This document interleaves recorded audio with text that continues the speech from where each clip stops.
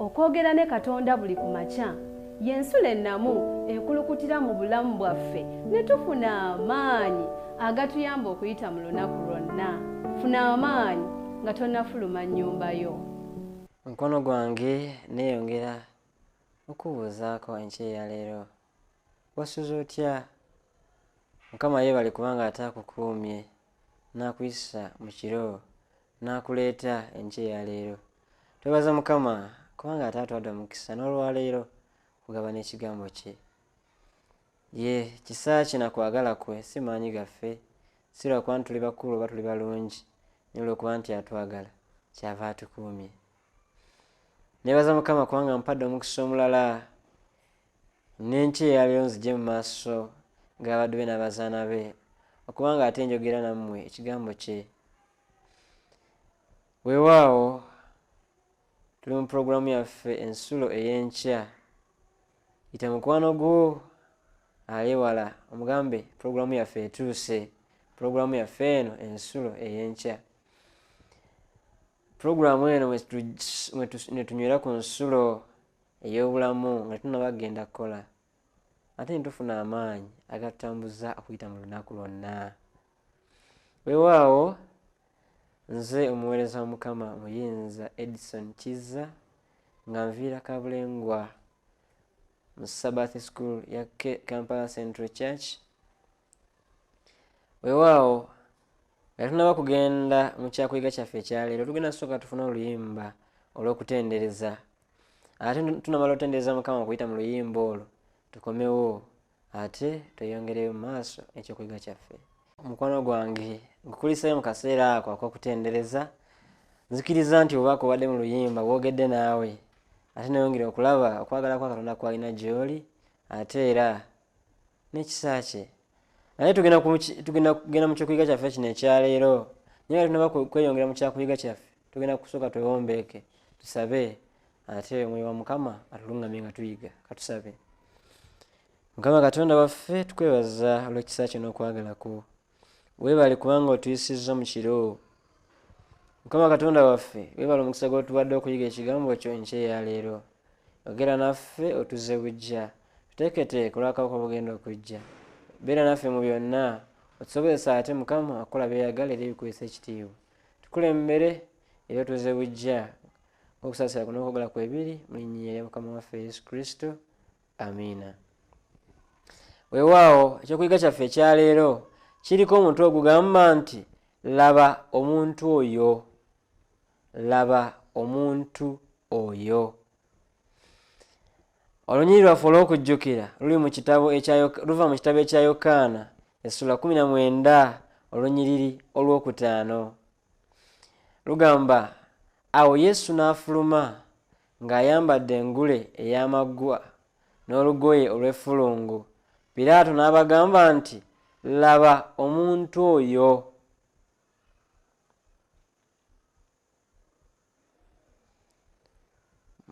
Yabadde naffe olunaku olw'ejjo ojjukira bulungi emboozi yaffe bwe yakomye.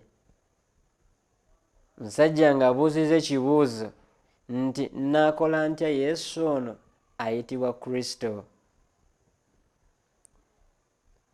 Lwaleero tulaba ng'omusajja avuddeyo ng'ayambadde engule y'amaggwa n'olugoye olw'effulungu. Piraato n'abagamba nti laba omuntu oyo. Oluvannyuma lw'okukubibwa emiggo, Yesu yaswazibwa abasirikale b'Abaruumi abamwambaza olugoye olwa ffulungu ne bamutiikira n'engule ey'amaggwa ku mutwe gwe n'okumukwasa omuggo mu mukono gwe ogwa ddyo. Olwo ne bayita mu maaso ge nga bavuunama n'okumuduulira ne bagamba nti, mirembe, kabaka w'Abayudaaya. Olwo ne bagattako okumuwandulira amalusu, okumukuba ku mutwe n'olumuli n'okumusamba. Yesu Kristo nga bamaze okumusalira ogw'okufa, nga bamaze okumwegaana, nga bamaze okulondawo Balaba, nga bamaze okukola byonna, bamuyisamu emiggo egiri egy'amaanyi mu bulumi obungi. Bamala omuyisamu emiggo ne byonna bye bamala okumukola bamwambaza olugoye olwa ffulungu ne bamutikira engulu ey'amaggwa ne bamukwasa omukono mu ngalo ne bamukwasa omuggo mu mukono gwe ogwa ddyo ne batandika okumuduulira nga bavuunama maaso ge bwe bagamba nti mirembe kabaka w'Abayudaaya mu ngeri ey'okuŋoola n'okuduula efaanako bw'etyo. Ebyo byonna byamukolebwa ne bamuwandulira amalusu ne bamukuba olumuli ku mutwe nga bwe baseka bwe bamuŋoola bwe bamuduulira. Ebyo byonna nga bituusibwa ku Yesu nga bamusamba nga bamukola ebyo byonna eby'okujooga n'eby'okuyisaamu amaaso, okubaagattako n'okumuwandulira amalusu. Mu ngeri eyo ne bamukomyawo mu maaso g'abantu. Kwegamba mu ngeri ey'ekisaazisaazi, mu ngeri ey'ekijoozijozi ey'okuduula ne bamukomyawo ayimire mu maaso g'abantu. Wabula newankubadde nga yabonyaabonyezebwa amaaso ge gaali gakyalaga ekisa. Katonda waffe ekisa kye kya lubeerera.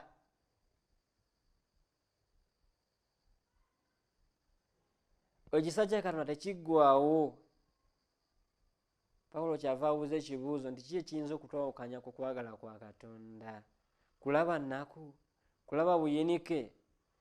Kufa? Kulwala? Ki ekisobola okutwawukanya n'okwagala kwa Katonda? Weewaawo nga amaze okuyisibwa mu ngeri efaanako bw'etyo ey'okujoogebwa, ey'okuduulirwa, ey'okkubwa emiggo, ekisa kye tekyamuggwaako. Enjogera ye ey'eggonjebwa, entunula ye ey'eggonjebwa ey'ekisa yasigala atunulamu. Yesu Kristo teyaggwaamu maanyi, teyaggwaako kisa, wabula yasigala nga akyakwatirwa abantu be ekisa kubanga akimanyi bulungi. Kubanga tukimanyi bulungi nti ekisa mpisa ya Mukama waffe. Si kyekintu kye yeeteekako obwetesi naye empisa ye. Kyovula ne mu kaseera ako ng'ayiganyiziddwa, ng'angooleddwa, ng'awanduliddwa amalusu, ng'asambiddwa, ng'akubiddwa emiggo, ng'ajoogeddwa, asigala akyatunuza amaaso ag'ekisa. Endabika y'amaaso g'omulokozi teyayonoonebwa balabe be. Engeri yonna gye yatunulangamu ng'ayolesa bwetoowaze na kukkakkanya ko n'okusaasira okungi ennyo eri abalabe be abajjudde ettima. Wulira ebigambo ebyo ti newankubadde nga yajoogebwa, newankubadde nga yakubibwa. Twasomye mu kitabo ekya Isaaya essuula eya 53. Yabadde ng'atambula naffe okuva twatandise wiiki eno. Twalabye nti nnabbi Isaaya ayogera nnyo ku bigenda okutuuka ku Yesu, nti ng'endiga etwalibwa okusaddaakibwa. Yakolebwa byonna naye teyanyega kigambo. Agambye nti ng'abikoleddwa amaaso ge gaasigala gakyalaga ekisa. Kwegamba endabika ye yonna ey'amaaso ge nga teyonooneddwa. Era tulaba nti Yesu Kristo yasigala akyatunula mu ngeri ey'ekisa eri abalabe be. Yesu Kristo asigala atunula mu ngeri ey'ekisa. Yesu Kristo asigala abalabe be abajjudde ettima, abajjudde enge, abajjudde obusungu, abalaga ekisa. Akyalina okusaasira kungi gye bali. Mwetoowaze, entunula yekkakkanya eraga ekisa kyalina gye bali wadde nga bo bajjudde ettima, wadde nga bo bajjudde bukyayi, wadde nga bo bajjudde nekko ery'enjawulo ku mitima, ye asigala akyalina ekisa ekingi gye bali.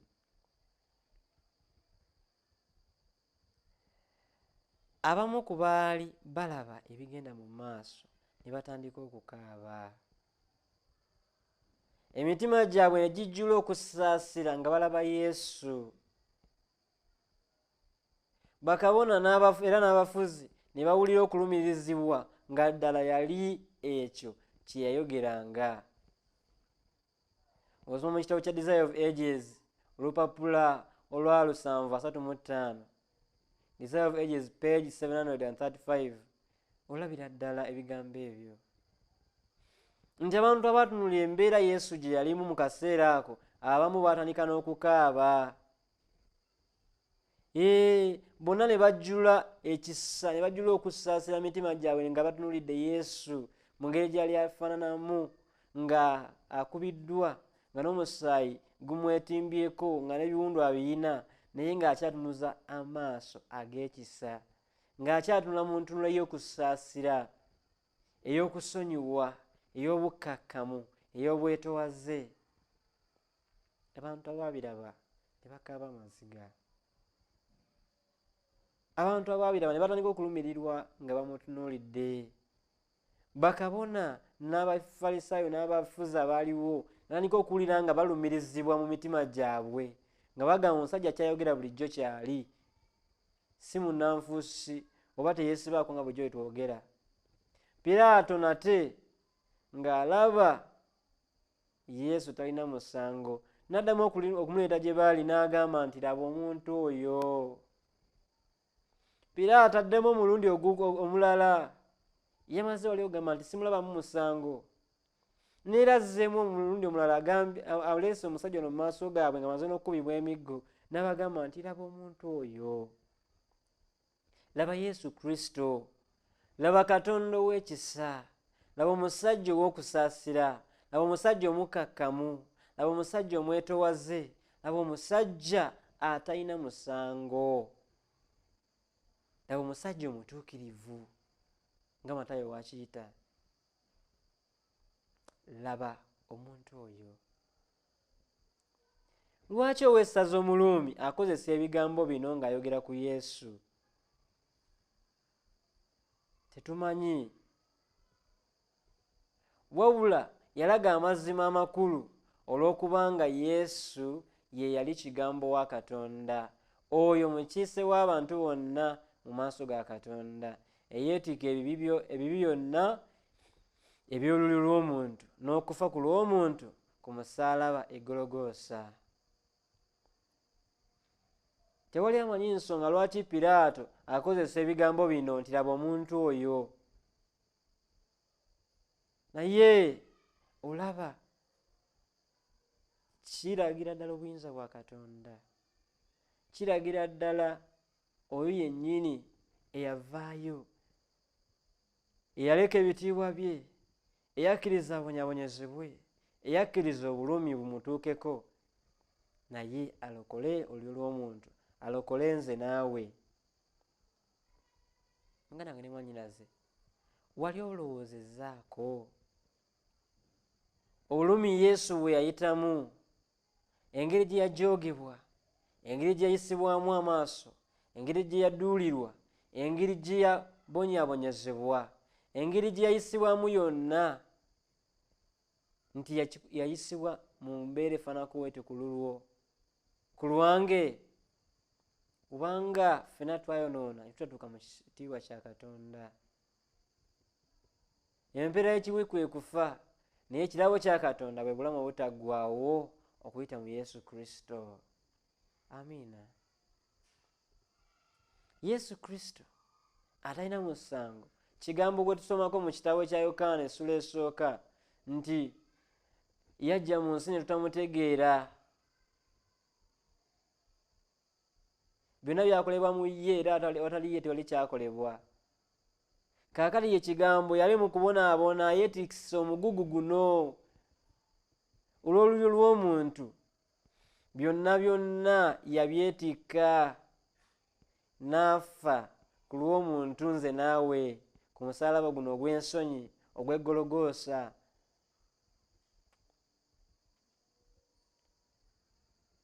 Tetumanyi ensonga lwaki Piraato akozesa ebigambo laba omusajja ono naye ateeka okuba nga yalungamizibwa Omwoyo wa Mukama. Olw'okulumirizibwa, olw'okubanga amazima tegeekweka, olw'okuba nti amazima tegazibirwa kkubo, omusajja ono ebigambo bino bye yayogera byali bigambo bikulu nga biraga Yesu kikyali, nga biraga Yesu obuyinza bwe, nga biraga Yesu obukulu bwe, nga biraga Yesu amaanyi ge, nga biraga ekitiibwa kye. Laba omusajja oyo, laba omuntu oyo. Weewaawo tulaba ekikolwa kino kyalaga omuwendo ogutenkanika ogw'olulyo lw'omuntu eri Yesu, nga tafuddeeyo ku langi zaabwe, amawanga oba enzikiriza zaabwe. Yatwagala era n'awaayo obulamu bwe ku lwaffe bwe twali nga tetunnamukkiriza. Naye Katonda atendereza okwagala kwe gye tuli, kubanga bwe twali nga tukyali n'ebibi, Kristo n'atufiirira. Weewaawo ekyawandiikibwa ekyo kiva mu kitabo eky'Abaluumi olunyiriri olwokutaano essula 5 olunyiriri olw'omunaana. Kijjayo bulungi amakulu ago. Agambye nti kitulaga okwagala okungi, kitulaga obukulu bwe tulina eri Kristo mu maaso ga Kristo,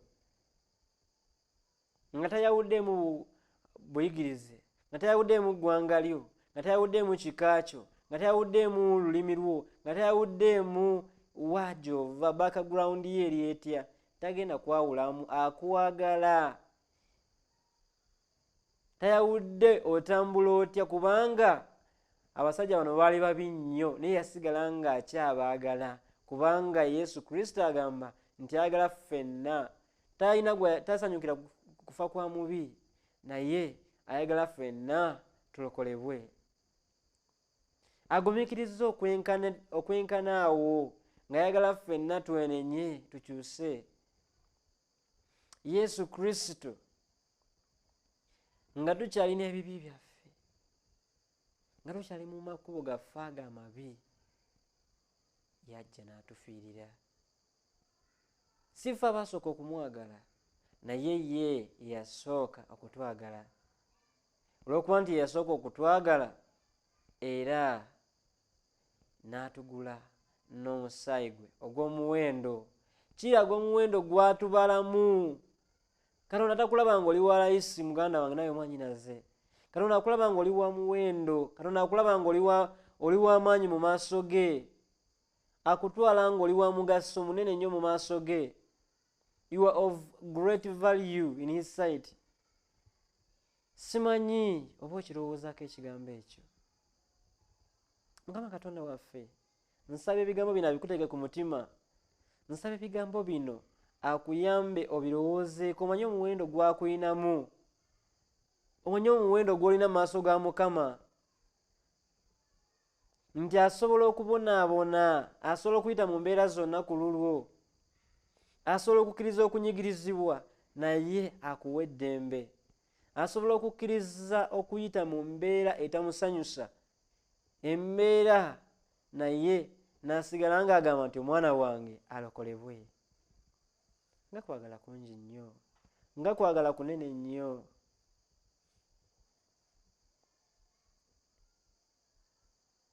Omuyimbi kyava ayimba n'agamba nti okwagala kwe kunene, tunaakwenkanya na ki?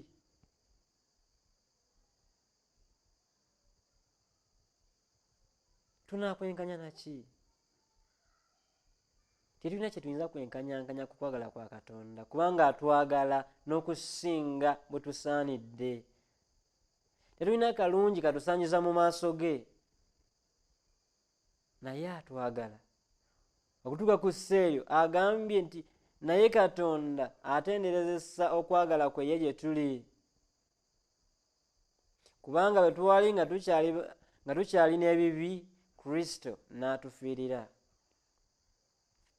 Abakulembeze b'Abayudaaya wadde nga baamatira nti Yesu yali ekyo kye yabagambanga nti kyali. Baayogerera waggulu n'okusingawo mu maanyi nti akomererwe, akomererwe.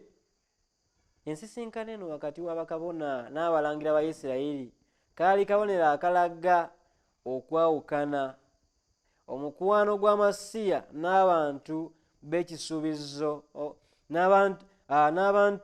n'abantu be ab'ekisuubizo, era ekisuubizo kino nga kigenda kuba nga kiggwaawo. Ate ekirala, Piraato mu kumulaga eri Abayudaaya, Yesu yafuuka Masiya, omuntu omununuzi era omulokozi w'olyo lw'omuntu gwe yali. Atugambye nti embeera eno eyaliwo wadde nga bantu baatunulibwa n'ekisa, Yesu Kristo n'amaaso ag'ekisa nga baga batunuuliriza. Okulumizibwa kuno mu mitima gyabwe tekwabasendasenda kubanga beenenya, tekwabasendasenda kubanga batwala Kristo, naye baayongera kalwa mitima ne bawoganira mu waggulu nnyo nti akomererwe, akomererwe.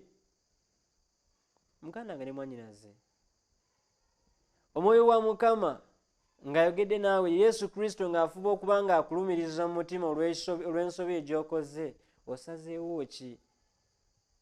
Ogenda kwegatta ku kibiina kino ekiwogana nti akomererwe, oba ogenda kusalawo Kristo afuge mu bulamu bwo? Baamanya era ne bakakasiza ddala nti Kristo ky'ayogera kyali, naye ebyembi tebakkiriza kyali kuba kya mugaso eri obulamu bwabwe, wabula baamweganabweganye. Muganda wange ne mwannyinaze, Piraato okumuyimiriza mu maaso g'abantu n'agamba nti laba omuntu oyo, kyayolekera ddala Yesu kye yali. Yali Masiya, yali muntu, yali mununuzi era yali mulokozi w'olyo lw'omuntu. Yesu Kristo kyali kyekyo, era kyeyongera okuba nga kyeyoleka mu maaso g'abantu bano, era kyagenda nga kiragira ddala kiki Yesu kyali. Yesu kiki kyali gy'oli? Yesu mulokozi wo? Twalabye olunaku lw'eggulo nti Yesu Kristo taba na mugaso okuggyako ng'omwaniriza okufuuka omulokozi wo. Njagala twebuuze ekibuuzo, muganda we naawe mwannyinaze, olina obuzibu bw'osanga era ng'okalubirirwa okubumalawo? Emitawaana gy'ensi gikuyinza obungi? Olina ebikweraliikiriza mu bulamu bwo? Genda onoonye Yesu. Genda onoonye Yesu, kubanga oyo ye muntu asobola okukuyamba n'owangula emiziziko gyonna. Weewaawo muganda wange ne mwannyinaze, kyonna ekiganye, kyonna ekikalubye, kyonna ekizibuwadde, genda onoonye Yesu. Yekka yekka yasobola okukuyamba, yekka yekka yasobola okuwanguza ebyo byonna ebiganye. Mukama akuwa omukisa. Katuwombeeko olw'okusaba. Mukama Katonda waffe, ekisa kyo kingi nnyo, ti ne mu mbeera etasanyusa, ne mu mbeera enzibu ey'okunyigirizibwa, okkiriza gwe n'osigala ng'okyatwagala era ng'oli mweteefuteefu okutusonyiwa, era n'otuyamba ne tweyongera okuba nga tuzzibwa obuggya. Tukulembere otusobozese okuwangula, era Mukama tusobozese okwetwalira mu bulamu bwaffe. Tuyambe, tukwewe tusobole okuwangula byonna. Tukulembere mu lunaku lwa leero lwonna ebigenda okukolebwa, bikuweesa ekitiibwa ate otuwa omukisa gwo, Okusaba kwaffe n'okwebaza mu linnya erya Mukama waffe Yesu Kristo. Amiina. Kama akuwa omukisa era ayongere okukuuma. Katulabagane mu pulogulaamu eziddako.